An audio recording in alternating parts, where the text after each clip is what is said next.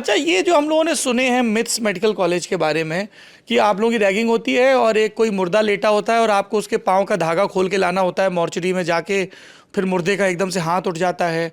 हमने सुना फिर कुछ लड़के इस चक्कर में बेहोश हो गए, मर गए, ऐसा हो गया कि बड़ी भयानक किस्म की मेडिकल कॉलेज में रैगिंग। फिर वो प्रोफेसर हैं, वो मुर्दे के ऐसे मुंह में उंगली डालते हैं, फिर चाट लेते हैं, फिर कहते हैं आप लोगों को भी यही करना है। सब बच्चे कर लेते हैं, फिर कहा जाता है कि नहीं देखो हमने ये वाली उंगली डाली थी इंडेक्स फिंगर, लेकिन चाटी मिडिल फिंगर थी, तुम लोगों को ऑब्जर्वेशन सीखना है। ऐसी हमने बहुत कहानियां सुनी है, सच्चाई क्या है डॉक्टर साहब? ये शायद कहानियां ही हैं या ये एग्जैजरेटेड एक तरह से रियलिटी को एग्जैजरेट करने की कोशिश है। मुझे नहीं लगता इस तरह की रैगिंग थी कभी भी मुर्दों के साथ। हो सकता है किसी ने की हो एक आध बार कहीं मेडिकल कॉलेज में तो वो प्रचलित हो गई हो, से तो कहानी हमारे यहाँ बिल्कुल अलग टाइप की रैगिंग होती थी। अब तो खैर रैगिंग बिल्कुल बंद है, ज़्यादातर कॉलेजेस में बिल्कुल बंद है रैगिंग। बट उस समय कानपुर में स्पेशली, कानपुर की तो रैगिंग फेमस थी यूपी के अंदर। बताइए विस्तार से। विस्तार से क्या बताएं, मतलब ये आलम था कि कई बार हमने फर्स्ट ईयर में जब ज्वाइन किया तो पहले तो लड़के फर्स्ट ईयर में हॉस्टल ज्वाइन ही नहीं करते थे, हॉस्टल में जाना ही नहीं पसंद करते थे, बाहर कमरे उमरे लेकर के रहते थे फर्स्ट ईयर में। क्यों? क्योंकि हॉस्टल में रैगिंग होती थी, वो लाइन लगती थी। लाइन क्या मतलब, जूनियर्स को इकट्ठा किया जाता था, उनको कपड़े उतार देते थे। हाँ वो तो खैर नॉर्मल था, कपड़े उतार देना नॉर्मल था। हाँ मेडिकल ड्रेस बोलते थे उसको, मतलब आपकी शर्म उतर जाए, मतलब ऐसा माना जाता था कि आपकी शर्म उतर जाएगी। क्या बोलते थे? मेडिकल ड्रेस, एमडी, मतलब नंगे होना मतलब मेडिकल ड्रेस।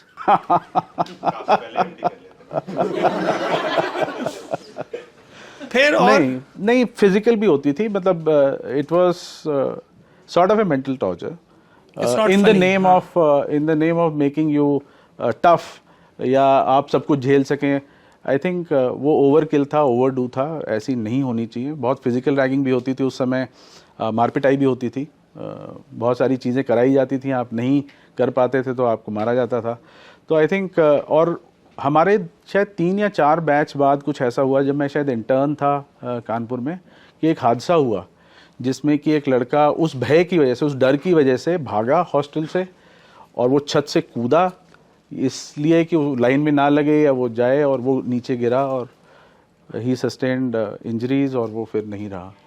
उसके बाद से फिर कानपुर में काफ़ी चेंज आया, और खैर उसके बाद से तो पूरे हिंदुस्तान में अब रैगिंग जो है वो बिल्कुल इलीगल है, और कोई अगर पकड़ा जाए तो भी वो रस्टिकेट हो सकता है। आई थिंक कहीं ना कहीं एक्सेस हो रही थी रैगिंग में। ये माना जाता था कि अगर रैगिंग नहीं होगी तो इनका रिलेशनशिप अच्छा नहीं बनेगा, बड़ी सारी भ्रांतियां थी। पर ये तो बहुत प्रोफेसर लोग खुद ही चाहते थे कि भाई नए लड़के आए हैं, इनको जरा सिखाओ, इनको जरा लगाओ लाइन में। नंगे होना, पिटना मतलब डिसिप्लिन करो। डिसिप्लिन के नाम पे बहुत सारी रैगिंग होती थी कि अगर ये सब नहीं करेंगे तो वो डिसिप्लिन नहीं हो पाएंगे। मेडिकल फील्ड बहुत टफ है। हाँ, और उसको डिसिप्लिन करना बहुत जरूरी है। ये लेकिन मुझे कभी समझ में नहीं आया कि फर्ज करिए कि आप फर्स्ट ईयर या सेकेंड ईयर में आपकी रैगिंग हुई है ना, फिर आप थर्ड ईयर फोर्थ ईयर तक आते हैं, आप खुद उस मॉन्स्टर में कैसे तब्दील हो जाते हैं? आई थिंक वो काफ़ी कुछ पर्सनल भी होता है। ऐसा नहीं होता कि हर एक आदमी जिसने रैगिंग झेली है वो खुद भी रैगिंग करता है, बट कुछ लोग होते हैं, मतलब सिकंदर टाइप के लोग, जो उस माहौल में या उस सब चीज़ों को झेलने के बाद फिर वो सोचते हैं कि नहीं भी हमें ऐसे ही दूसरों के साथ भी करना है। वो जो एक पूरी फिलॉसफी है, एक प्रोपोगेंडा होता था कि भाई ये करोगे तभी वो आपके जो आपके जूनियर्स हैं वो ठीक लाइन पे आएंगे, वो कहीं ना कहीं उनके मन के अंदर घर कर जाता है। और लड़कियों की रैगिंग के बारे में इसलिए पूछ रहा हूं कि आपकी वाइफ भी डॉक्टर हैं, आपकी बैचमेट भी थी वहाँ पे।